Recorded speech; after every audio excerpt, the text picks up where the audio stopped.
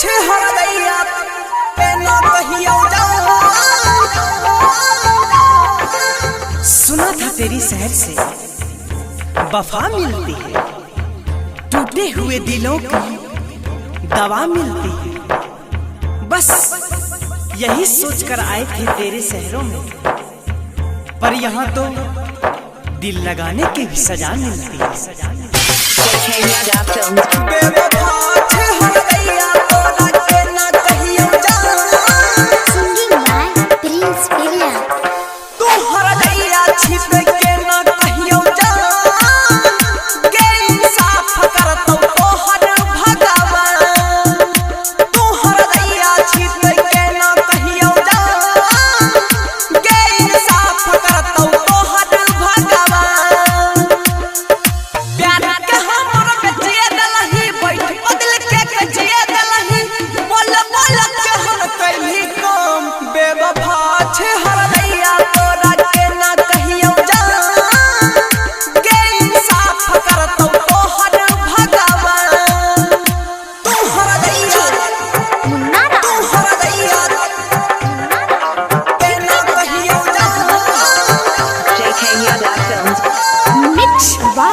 Bablu Bhansali